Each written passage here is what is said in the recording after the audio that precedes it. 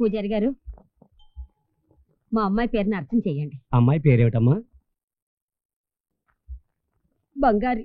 ఎందుకమ్మా బాధపడుతున్నావు? ఏం లేదు. మీ అమ్మాయికి పెళ్లి కాలేదా? బాధపడకమ్మా, తప్పకుండా అవుతుంది. పెళ్లి గురించి కాదు పూజారి గారు, తన అనారోగ్యం గురించి. ఏమ్మా, ఏమిటి జబ్బు? క్యాన్సర్. భగవంతుడున్నాడు, తప్పకుండా తగ్గిపోతుంది. ఆశ లేదు పూజారి గారు.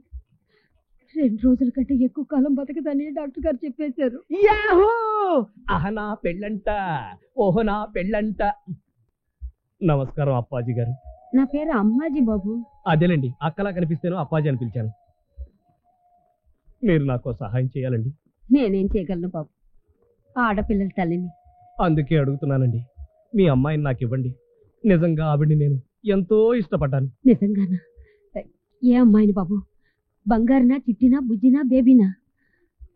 2 రోజుల్లో పోయే అమ్మాయి పేరేంటన్నారు? బంగారి. అయితే బంగారునే చేసుకుంటారండి. తప్పు బాబు, పెళ్ళంటే 100 ఏళ్ల పంట. నీ పెళ్లి కాగానే అది చచ్చిపోతే నీ జీవితమే నాశనమైపోతుంది. మీ అమ్మాయిని ఇవ్వకపోతేనే నా జీవితం నాశనం అవుతుంది. మీకు తమ్ముళ్ళు లాంటి వాడిని కాదనుకో అప్పాజీ. అప్పాజీ ప్లీజ్.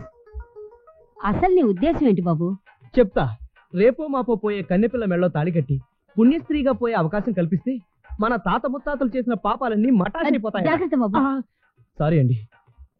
కాబట్టి చచ్చిపోయే లోపు ఒక్కసారైనా అలాంటి పని చేయమని చచ్చిపోతూ మా తాత నా దగ్గర ఒట్టు వేయించుకున్నాడండి. అమ్మో చెప్పులండి. అప్పాజీ అప్పాజీ.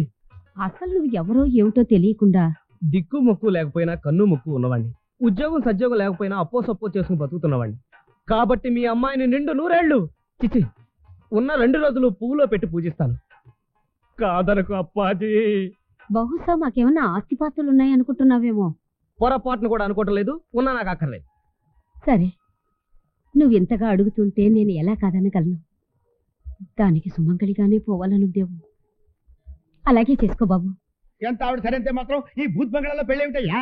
పక్కనే శ్మశానం ఉంది, దెయ్యాలు వచ్చినా రావచ్చు. అసలే రహస్యంగా చేసుకుంటున్న పెళ్లి. అప్పాజీకి మాయ మాటలు చెప్పి ఇక్కడ పెళ్లి చేసుకోవడానికి ఒప్పించేశాను. నోరు మూసుకుని త్వరగా పెళ్లి కానివ్వండి. ఆడపిల్లి వారు అమ్మాయిని తీసుకునండి.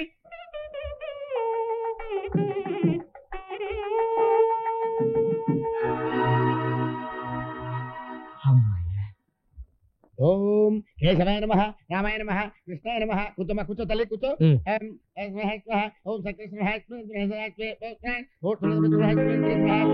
ఓం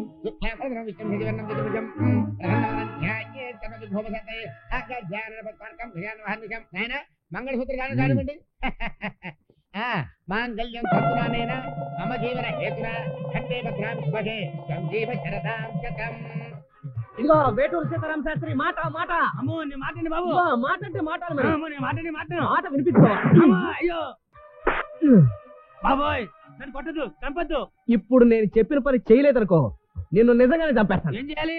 రేపు నా శోభనం అక్కడికి నువ్వు రావాలి. దేనికి? నన్ను బంచాటి ఆడుకోవడానికా? కాదే, నా శోభనం జరిపించాలి. నా ఇనపాదం సంగతి తెలుసు కూడా నా చేత శోభనం చేయించుకునే దమ్ములు ఎవరుకున్నాయి? నాకున్నాయి. ఇంతకాలానికి నీ లెగ్గతో పెద్ద పని పడింది. అయితే 116 సంభావన ఇస్తేనే వస్తాను.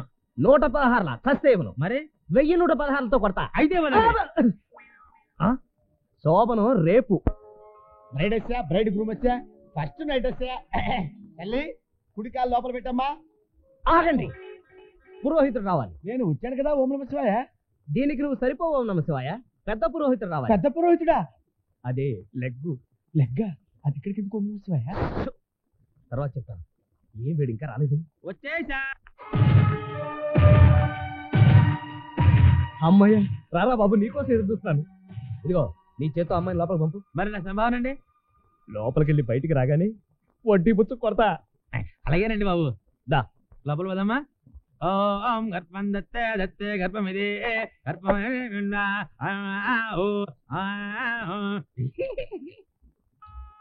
రా బంగారి, కూర్చో. ఇప్పుడు సావు అనేది చాలా సహజం. దగ్గుకి చావుకి చాలా దగ్గర సంబంధం ఉంది. పెద్ద పెద్ద వాళ్లే చనిపోయారు. యేసుక్రీస్తు, మహాత్మా గాంధీ, ఇందిరాగాంధీ, రాజీవ్ గాంధీ, కేవి చలం, సావిత్రి, ఫటాఫట్ జయలక్ష్మి అలాంటి వాళ్ళే చనిపోయారు. కాబట్టి నువ్వు చనిపోతున్నందుకు ఏమీ బాధపడదు. నేను చచ్చిపోవటం ఏంటండి? పాప నీకు క్యాన్సర్ అంటగా. నేను మీకేం ద్రోహం చేశానండి? నాకు అలాంటి పాడు రోగాలు అంటగడుతున్నారు. నేను అంటగట్టడం ఏంటి? నీకు ఆల్రెడీ క్యాన్సర్ ఉందిగా. తలనొప్పి జ్వరం అంటే ఏంటో కూడా నాకు అసలు తెలియదండి. నిజమా? మీతోడండి. అంటే నువ్వు 2 రోజుల్లో చనిపోవా? ఇంత మోసం చేస్తారా? ఎక్కడ చచ్చారు? ఏమైంది ఓం నమ శివాయ? గాడిద ఎగ్ అయింది. నువ్వు చెప్పి చచ్చింది ఒకటి ఓం నమ శివాయ, ఇక్కడ జరిగి చచ్చింది ఇంకోటి ఓం నమ శివాయ. అది చస్తుందని నాకు అంట కట్టారు, ఇప్పుడు అది బతికి నన్ను చంపేసింది. లెగ్గు నాయనా, లెగ్గు నువ్వేగా తీసుకొచ్చింది. నేను అప్పుడే భయపడ్డాను. ఆ పాదమహిమ అంతా ఇంతానా? చావాల్సింది బతుకుతుంది, బ్రతకాల్సింది చస్తుంది. సార్ నా పని అయిపోయింది. అవును, నీ పని అయిపోయింది. మరి నా సంభావన ఇచ్చేయండి. ఇస్తాను రా, వస్తున్నా. అర్జెంటు, టైం లేదు, తెల్లారుతూనే తద్దినానికి వెళ్ళాలి. నీకు తద్దినం నేను పెడతానుగా, అటు చూడు. ఆ? ఒంగు.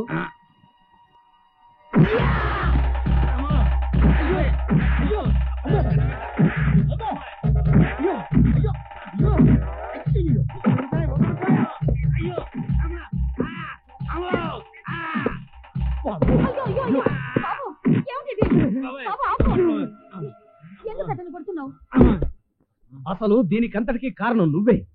నీ కూతురు చస్తుందని పచ్చి అబద్ధం ఆడి నాకీ దిక్కుమాలిన పెళ్లి చేశావు. అవును బాబు, 1000 అబద్ధాలు ఆడిన ఒక పెళ్లి చేయమన్నారు పెద్దలు. నేను ఈ ఒక్క అబద్ధం ఆడి పెళ్లి చేశాను. ఏం చేయమంటావు? ఏ ఆధారం లేని ఆడదాను, ఇంటి నిండానేమో వయసు వచ్చిన ఆడపిల్ల. బాధ్యతంతా మొయ్యాల్సిన నా మొగుడు ఈ భారం అంతా నేను నెత్తిన పడేసి చాతగాని వాడిలా ఎక్కడికో పారిపోయాడు. చూడు, నువ్వెన్ని నిమ్మకాయ డిప్పలు కళ్ళల్లో పిండుకుని కన్నీళ్లు కార్చినా నేను మాత్రం కరగను. నేను చచ్చిపోయే అమ్మాయిని పెళ్లి చేసుకున్నానే గాని దాంతో కాపురం చేయాలని కాదు. నాకు ఆల్రెడీ వేరే అమ్మాయితో లవ్ అఫైర్ ఉంది. దాంతోనే పెళ్లి, దాంతోనే కాపురం, దాంతోనే స్వర్గం, దాంతోనే సర్వం. కాబట్టి దీనికి విడాకులు ఇవ్వడం ఖాయం. నువ్వు ఒక్కడివే విడాకులు ఇస్తే సరిపోదు బాబు, మా అమ్మాయి కూడా ఇవ్వాలిగా. అదెందుకు ఇస్తుంది? ఇవ్వదుగా. నువ్విలా అడ్డం తిరుగుతావని తెలిసే సాక్ష్యాలు లేకుండా సీక్రెట్ గా పెళ్లి జరిపించాను. మంత్రాలు బాకాలు కూడా నా మనుషుల చేత కొట్టించాను. నువ్వు ఇలా వంకర్లు తిరుగుతావని తెలిసే నేను కూడా సీక్రెట్ గా నా మనుషుల చేత వీడియో క్యాసెట్ తీయించాను. అంటే బ్లాక్ మెయిల్ కి దిగారన్నమాట. అది చూస్తాను. నీ కూతురు నాతో ఎలా కాపురం చేస్తుందో అది చూస్తాను.